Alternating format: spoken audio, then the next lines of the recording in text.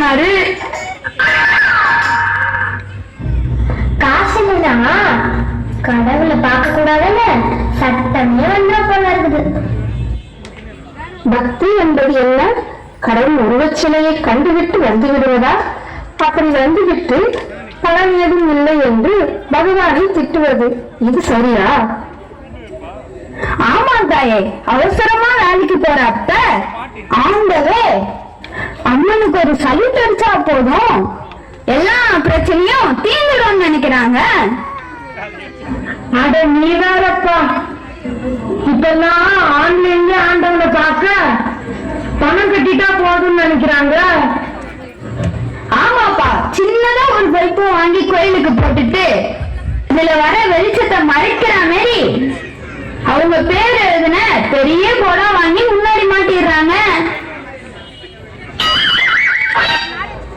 பக்தி என்பது தியாகத்தை பொறுத்தே அமைகிறது. கடவுளை காண காத்திருக்கும் நேரம் என்பது ஒருவித தியாகம். இதற்காக எனில் தேவையற்ற தீய எண்ணங்களை மறந்து நல்ல உணர்வுகளை உள்ளடக்கி இறைவனின் நாமத்தை உள்ளன்போடு உச்சரிக்க கொடுக்கப்பட்ட வாய்ப்பு. அதனை பயன்படுத்தாது அவசர வேலைகளில் ஒன்றாக ஆலயத்திற்கு சென்று ஆடம்பரத்தை மற்றவருக்கு காட்டிவிட்டு வர வேண்டும் என்று கருதினால் இத்தகைய இன்னல்களுக்கு ஆளாக வேண்டியதுதான். இது என் பையன் என்ன பிரச்சனைனே தெரியல, இப்பவே அம்மனை அடிக்கடி திட்ட ஆரம்பிச்சிட்டோம்.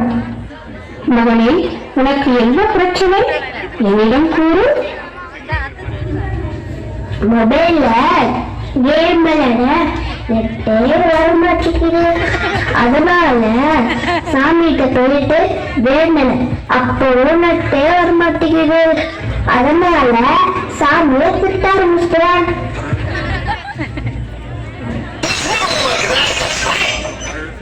அடக்கிருக்கு பயிலு, அதுக்கு ஏன்டா அம்மனை டிஸ்டர்ப் பண்ற? நீ வச்சிருக்கிறது பட்டன் போனு, அதுக்கு பதிலா ஆண்ட்ராய்டு மொபைல் வாங்கி அதுல 5G சிம்ம போட்டா ஆட்டோமேட்டிக்கா நெட் வந்துட போகுது. சரி சரி, அண்ணா என்ன கணபதி கவுத்துட்டாரு. எக்ஸாம்ல பாஸ் ஆகணும்னு பக்கத்து தெருவில் இருக்கிற கணபதிக்கு 10 தோப்பு காரணம் போட்டேன். அண்ணாலும் ஃபெயில் ஆக்கிட்டாரு. காலையில என்ன விளையாட்டு காட்டுறாங்க, எப்படி எல்லாம் சோதிக்கிறாங்க, பொழுது விடிய விட மாட்டேங்கிறாங்களா ஐயா. டேய், அடுத்த தெருவில் இருக்குது ஐயப்பன் கோவில்டா, அங்கிட்டு போய் கணபதினு வேணும்னா அவரு கற்க மாட்டாரு. சாமி எதுன்னு தான் தெரியல, எலிக்கும் புலிக்கும் வித்தியாசம் புரியல.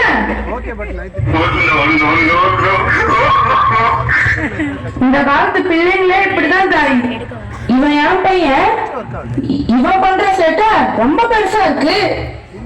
கடவுள் மீது மிகுந்த பக்தி உள்ளவன் போல் தோன்றுகிறானே. அதெல்லாம் ஒண்ணும் இல்ல தாயே, இந்த டிரெஸ்ஸுக்குன்னா அவன் தனி லாஜிக்கே வச்சிருக்கான், கேளுங்களேன்.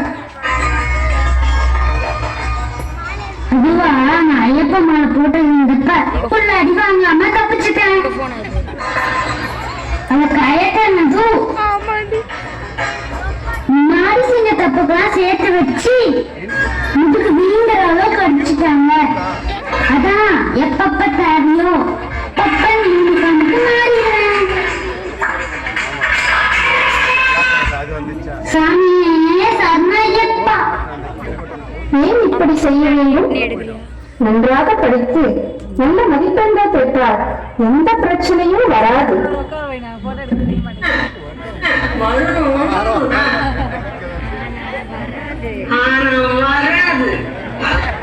எப்படி மார்க்கு? கல்விக்கு அதிபதியா எந்த கடவுளை அப்பாயின்மெண்ட் இருக்கீங்க? தேவி சரஸ்வதியை தான். அங்கதான் பிரச்சனையே. பொம்பளை சாமியா இருக்கிறதுனால பொண்ணுங்களும் மார்க் எடுக்க சப்போர்ட் பண்றாங்க. அதிலே கல்விக்கு அதிபதியா ஒரு கண்ணனையும் ஒரு குழந்தைசாமியும் அப்பாயிண்ட் பண்ணிருந்தீங்கன்னா எங்களை மாதிரி ஆம்பளை பசங்களும் நல்லா மார்க் எடுத்திருப்போம். கடவுள்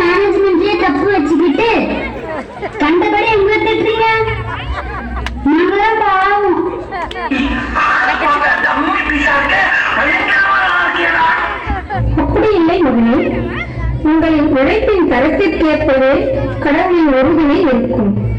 ஒன்றினை முயற்சிக்காமல் உயர்ந்த நிலையை அடைய கருதுவது தவறு. இந்த காலத்து பசங்க தான் இப்படின்னா வேலை சுத்தியும் வச்சுட்டாங்க. ஆமா ஆமா, நேற்று கோவில்ல ஒரு அம்மா மைண்ட் வாய்ஸ் நினைச்சு சத்தமா விளையாடுனாங்க. தாயே, எனக்கு பிடிச்ச சீரியல் ஓடுறப்ப ஒரு பிரச்சனையும் இல்லாம ஒழுங்கா டிவி ஓடணும். ஆனா என் மாமியாருக்கு பிடிச்ச சீரியல் ஓடுறப்ப கரெக்டா கரண்ட் கட் ஆயிடணும்.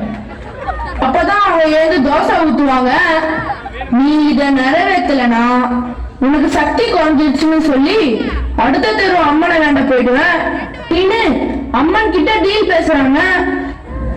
இது வேடிக்கையாக இருந்தாலும் மக்கள் எதிர்கொள்ளும் சோதனைகளும் வேதனைகளும் கர்ம வினைகளின் வழியாய் வருவது. அதை குறைக்கத்தான் பல பூஜைகளையும் புண்ணிய காரியங்களையும் செய்ய வேண்டும். தாயே, 11 அம்மன் கோவில் 10,000 பேர்கள் இருக்கு. எத்தனை உனக்கு பேரு? இதில் எதை சொல்லி அதை பேர் கூறு. 1000 பெயர்கள் உண்டெனிலும் அனைத்தும் ஓம் சக்தி என்னும் ஒரு மந்திரத்தில் இணையும். உண்மையான பக்தியுடன் உயர்ந்த எண்ணங்களோடு ஓம் சக்தி என அழைத்தால்